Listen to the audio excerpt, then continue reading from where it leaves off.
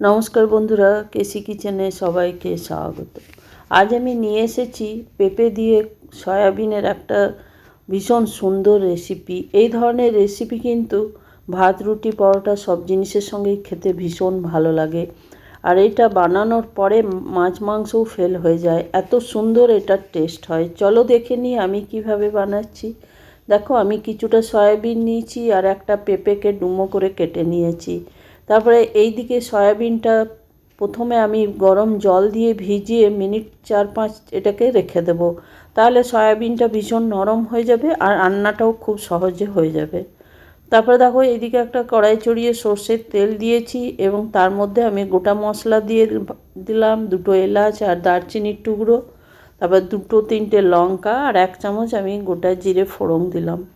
এই ফোড়নটা একটু বেশ ভাজা ভাজা হয়ে যাবে।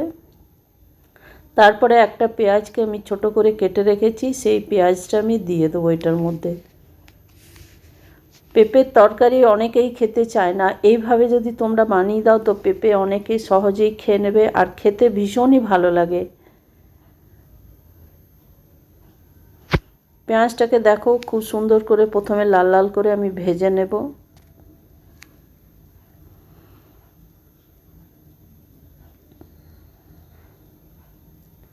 এইবার আমি একটা টমেটো, 1 টুকরো আদা আর 2টো কাঁচা লঙ্কাকে পেস্ট করে রেখেছি, সেইটাও আমি দিয়ে দেবো। টমেটোটা আমার খুব যে লাল ছিল তা ছিল না, স্বাভাবিক মোটামুটি ছিল, সেই জন্য টমেটোটা মনে হচ্ছে সাদা সাদা, যেহেতু তার সাথে আদা আর লঙ্কা আছে বলে টমেটোর কালারটা একটু চেঞ্জ হয়ে গেছে। টমেটো, আদা আর কাঁচা লঙ্কা এটা আমি একসাথে পেস্ট করে নিলাম। পেস্ট করে আমি পেঁয়াজের মধ্যে দিয়ে দেবো। দিয়ে দেওয়ার পরে দেখো বেশ খানিকক্ষণ ধরে এটাকে আমি ভেজে নেব। তোমরা যদি চাও তো এর মধ্যে রসুনও দিতে পারো, আমি যেহেতু এটাতে রসুন দিইনি।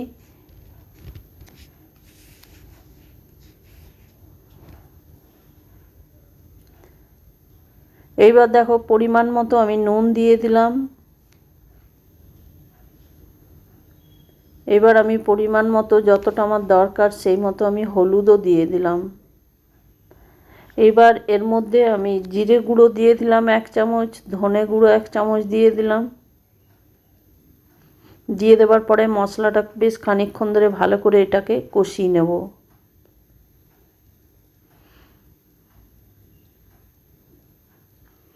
তোমরা এটা নিরামিষ দিনেও বানিয়ে নিতে পারো, তবে পেঁয়াজটাকে বাদ দিয়েই বানাতে হবে, তাহলেও কিন্তু খেতে ভীষণভাবে ভালো লাগে এইভাবে পেঁপের তরকারি। তারপরে দেখো আমি 1 চামচের মতো চানা ডাল বা ছোলার ডালটা ভিজিয়ে রেখেছি, সেটা আমি দিয়ে দিলাম। এটা আমি প্রায় 1.5-2 ঘন্টা আগে ভিজিয়ে রেখেছিলাম, তাহলে কিন্তু ছোলার ডালটা একটু ভিজতে সময় নেয় বা বেশিক্ষণ ধরে ভিজিয়ে রাখলে কিন্তু সহজে সেদ্ধ হয়ে যায়। তারপরে দেখো মশলাটা ভাজা আমার অনেকটা হয়ে গেছে, প্রায় 80%। এরপর আমি পেঁপেটা দিয়ে দিলাম। পেঁপেটা দিয়ে দেওয়ার পরে দেখো বেশ খানিকক্ষণ আবার কষিয়ে নেবো আমি মশলাটা বা পেঁপেটা।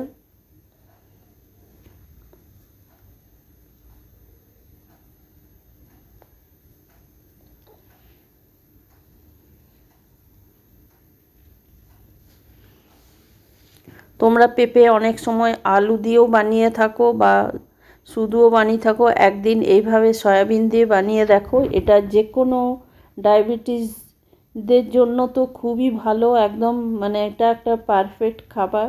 তারাও এটা সহজে খেয়ে নিতে পারবে, কেন কি এর মধ্যে আলু একদমই নেই। তারপরে দেখো পেঁপেটা ভাজা হয়ে যাওয়ার পরে আমি সয়াবিনটা ওইদিকে ছেঁকে তুলে রেখেছিলাম, সয়াবিনটাও আমি এর মধ্যে দিয়ে দিলাম। দিয়ে দেওয়ার পরে দেখো আরও বেশ খানিকক্ষণ আমি এটাকে কষিয়ে নেবো, তাহলে সয়াবিনটার মধ্যে মশলাটা মাখানো যাবে। বা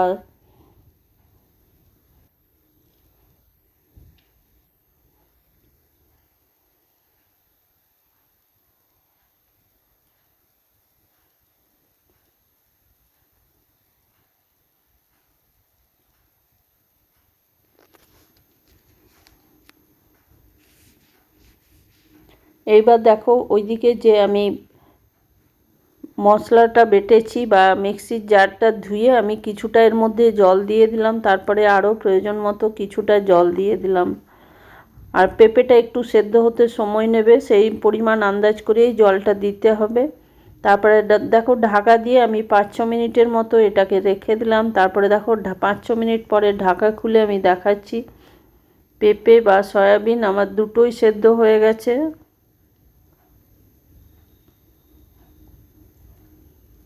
তারপরে বলে দিই, আমার রেসিপি যদি তোমাদের ভালো লেগে থাকে তো লাইক, শেয়ার ও কমেন্ট অতি অবশ্যই করে দিও।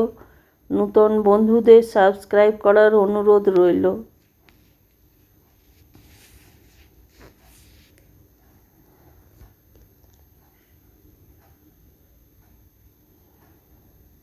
এই তরকারিটা একটু বেশ মাখো মাখো হবে, তাহলেই কিন্তু ভাত বা রুটির সঙ্গে খেতে ভীষণভাবে ভালো লাগে। তারপরে দেখো আমার তরকারিটা প্রায় হয়ে এসেছে। নামাবার ঠিক আগে আমি 1 চামচের মতো ঘি দিয়ে দিলাম। ঘিটা দিয়ে একটুখানি আমি ফুটিয়ে নেব, কেন কি না হলে কাঁচা ঘিয়ের গন্ধ তরকারির মধ্যে চলে আসবে। তারপরে দেখো ফুটতে ফুটতেই কিছুটা ধনে পাতা এর মধ্যে আমি ছড়িয়ে দিলাম।